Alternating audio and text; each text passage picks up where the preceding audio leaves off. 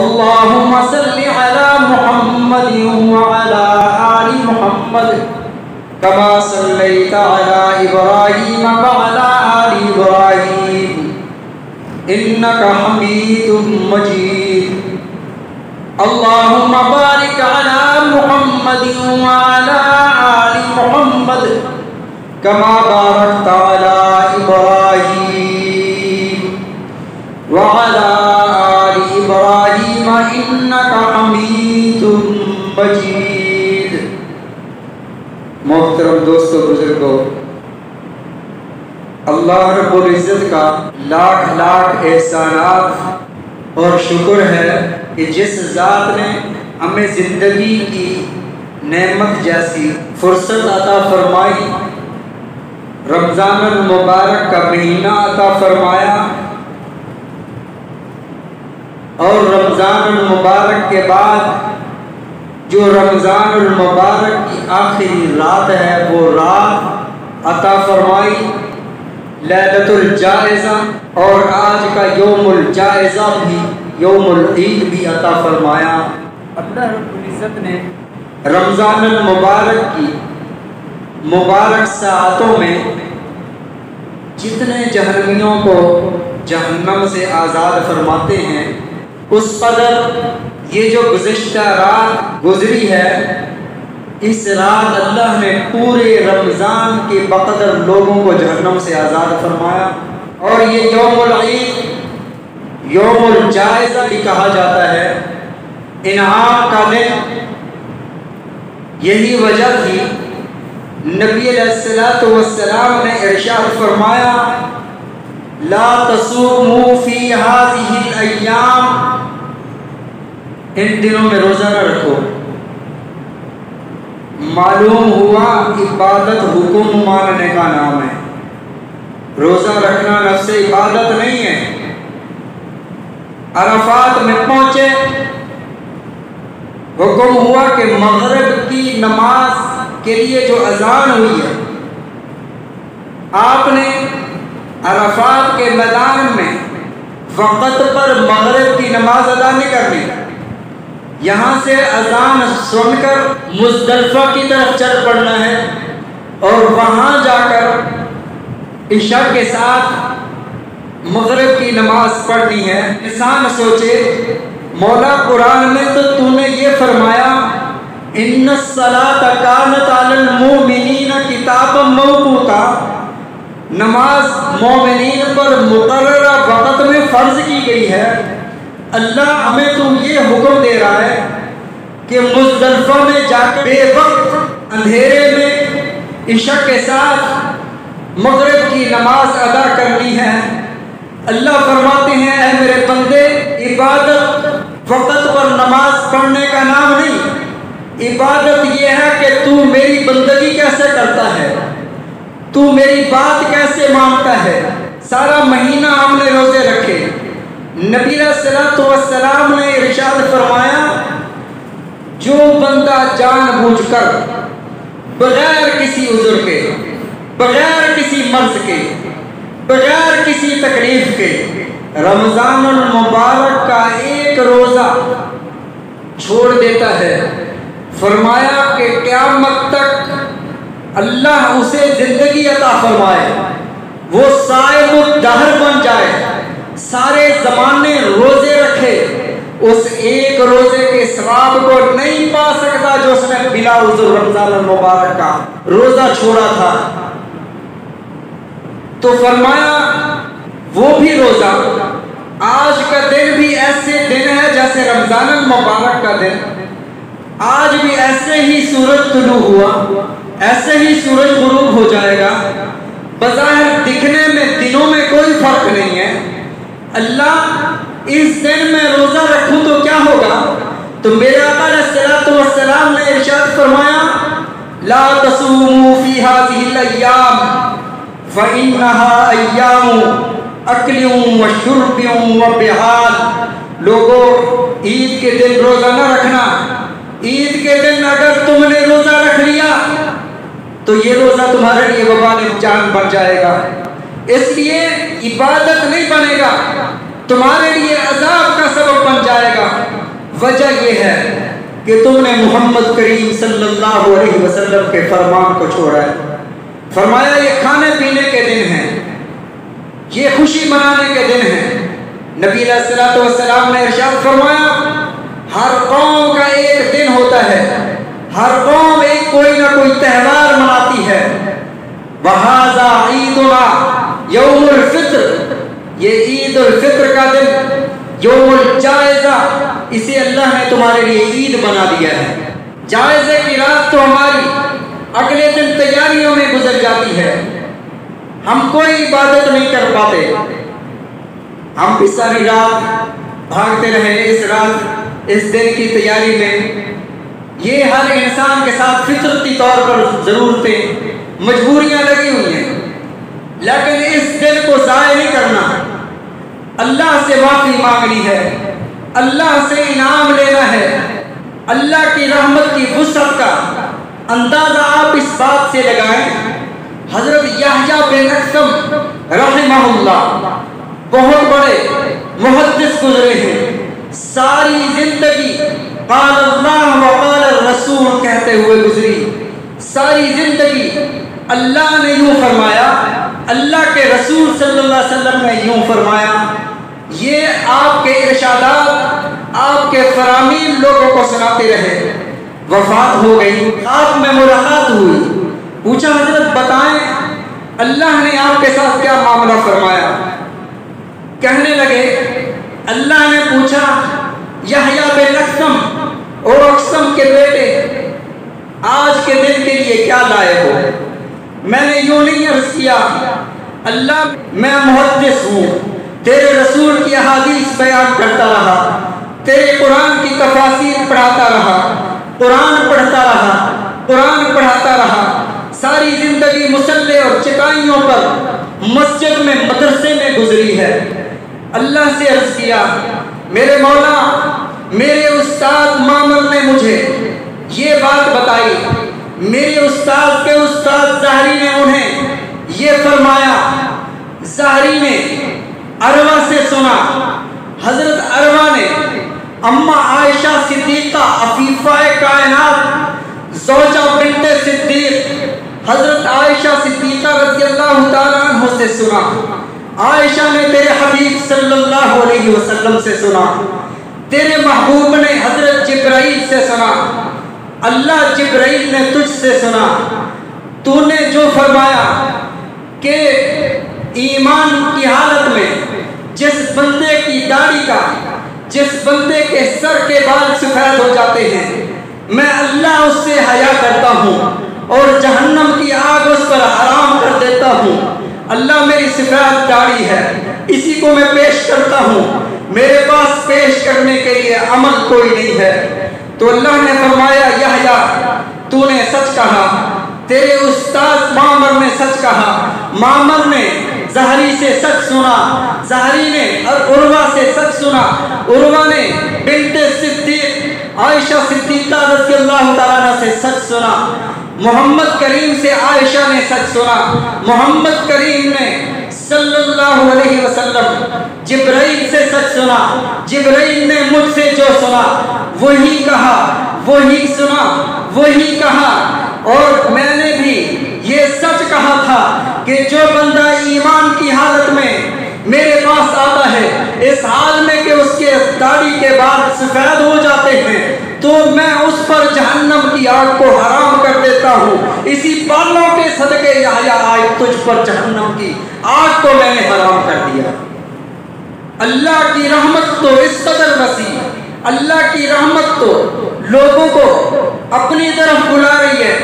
حضرت مالک بن دینار یہ پولیس میں تھے، پہلے بہت بڑے اللہ والے گزرے ہیں، ان کی توبہ کا بڑا عجیب واقعہ ہے۔ حضرت مالک بن دینار نے اس عالم میں جب یہ دین سے دور تھے، جب دنیا کی زندگی گزار رہے تھے، پانی کی جگہ یہ شراب پیا کرتے تھے اور ہر وہ غلط کام جو ایک انسان تصور کر سکتا ہے وہ کرتے تھے۔ ایک باندی خریدی، اس سے نکاح فرمایا، نکاح کے بعد بچی پیدا ہوئی، بچی بڑی پیاری تھی، 2 سال تک بچی ان کے پاس رہی۔ 2 سال کے بعد اللہ کا کرنا یہ ہوا، بچی وفات پا گئی۔ بڑے غمگین اور رنجیدہ رہنے لگے۔ رات کو ایک دن سوئے، خواب میں ایک دھماکہ ہوا۔ کہتے ہیں میں نے دیکھا ایک بہت بڑا اژدہا ہے، میرے پیچھے دوڑ رہا ہے، میں آگے آگے بھاگ رہا ہوں، مجھے کوئی بچانے والا نہیں ہے۔ مجھے کسی نے کہا کہ قیامت برپا ہو گئی ہے۔ میں نے دیکھا میرے سامنے ایک بابا جی آتے ہیں سفید داڑھی کے ساتھ، لیکن نحیف جسم، کمزور جسم کے مالک ہیں۔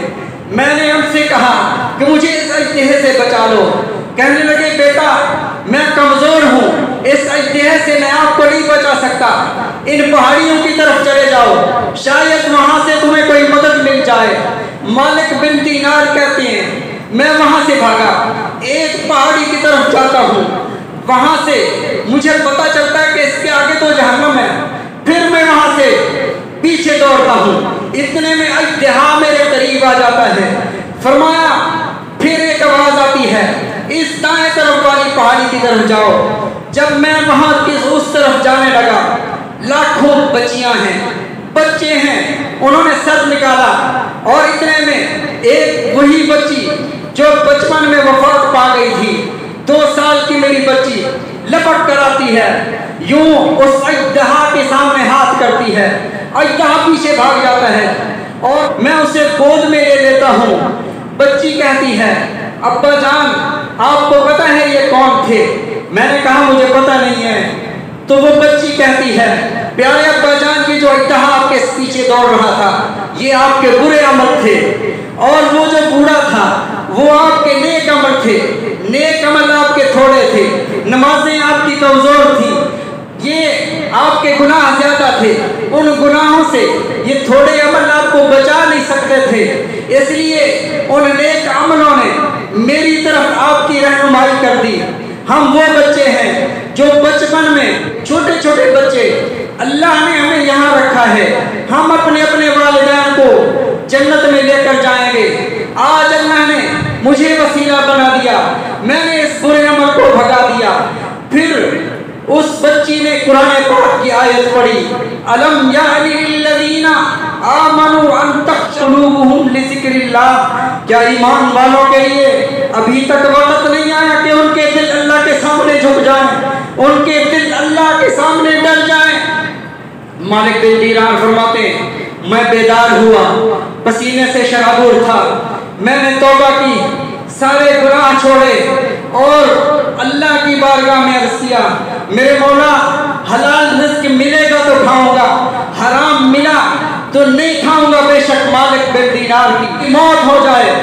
پھر اللہ نے ان مالک بن دینار رحمۃ اللہ علیہ کو وہ رتبہ عطا فرمایا، کشتی پر سوار جا رہے ہیں، راستے میں ایک کشتی والے مسافر کی تھیلی گم ہو جاتی ہے، اس بندے نے الزام لگا دیا کہ مالک بن دینار نے میری دیناروں کی تھیلی چرائی ہے۔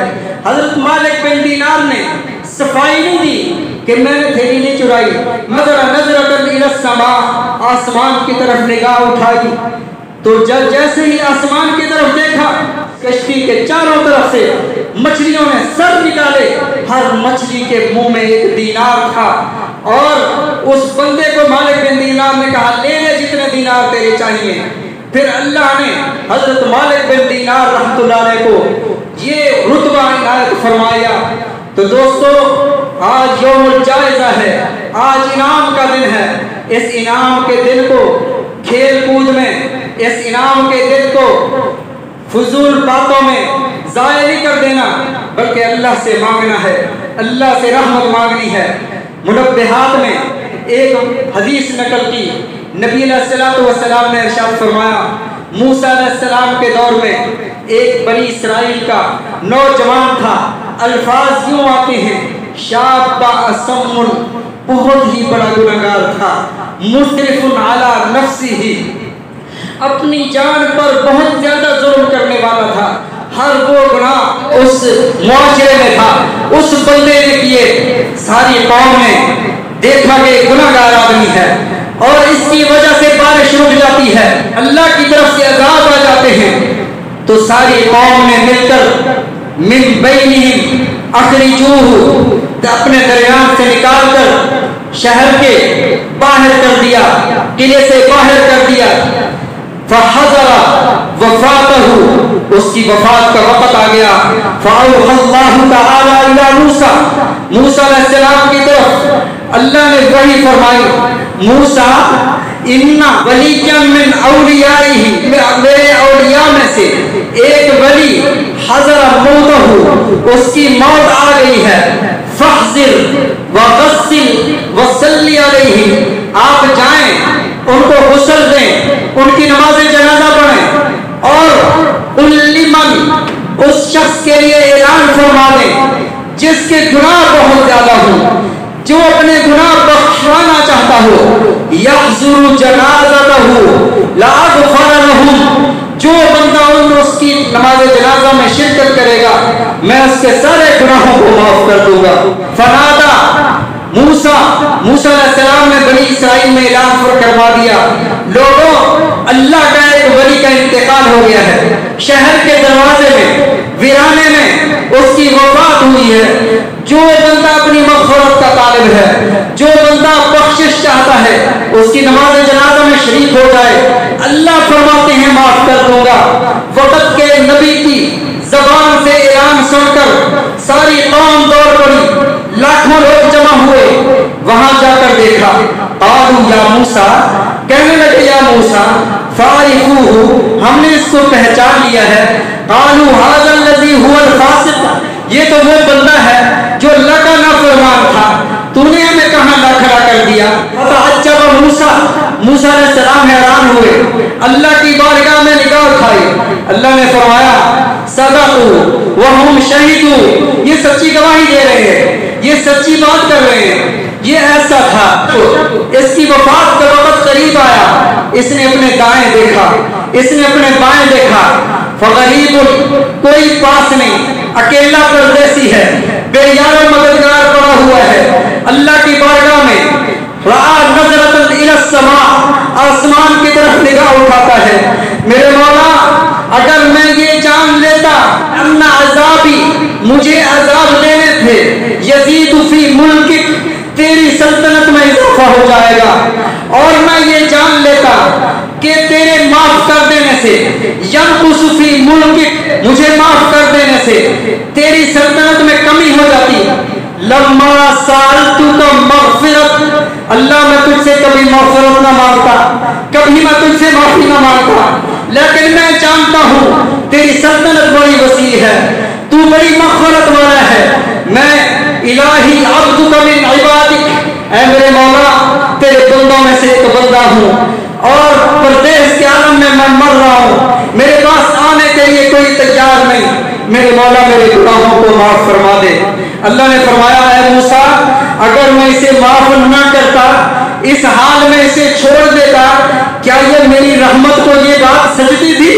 اے موسیٰ میں نے اسے معاف کر دیا، اس بندے نے تو اپنے لیے چھوٹی سی دعا مانگی ہے، لو غفرت، اگر یہ معافی مانگتا، فی المذنبین اہل الارض، پوری روئے زمین کے لوگوں کے لیے، لوہبت لہ، میں ان کے ساری کائنات کے لوگوں کے گناہوں کو معاف کر دیتا۔ آج اللہ کی رحمت ایسے ٹھاٹھی مار گئی۔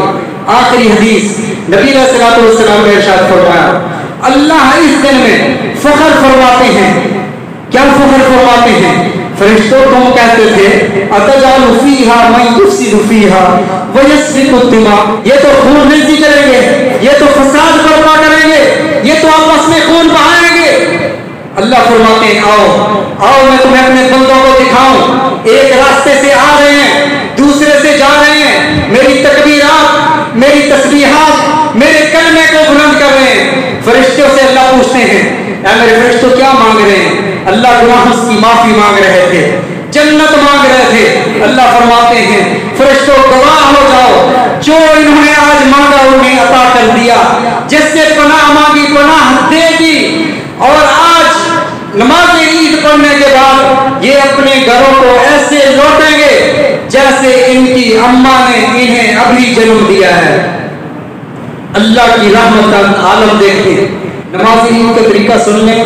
یہ پہلی تکبیر اللہ اکبر، اس کو تکبیر تحریمہ کہتے ہیں. امام سبحانک اللہم آپ بھی پڑھیں گے، پھر اس کے بعد 3 تکبیرات کہیں گے، اللہ اکبر اللہ اکبر اللہ اکبر، 3 تکبیرات. اور جب تیسری تکبیر کہیں گے زائد، ویسے 4 ہو جائیں گی تکبیر تحریمہ کے ساتھ، اور زائد تیسری ہوگی. جب ہم آخری تکبیر کہیں گے ہاتھ باندھ لیں گے، آپ بھی پڑھیں گے، امام قرات کرے گا جیسے رکعت ہوتی ہے، ایک رکعت ہوگی، کھڑے ہو جائیں گے. پھر ہم اگلی رکعت میں تکبیرات پہلے نہیں کہیں گے، پہلے ہم قرات کریں گے. قرات کرنے کے بعد رکوع میں نہیں جائیں گے، رکوع میں جانے سے پہلے ہم 3 تکبیرات کہیں گے.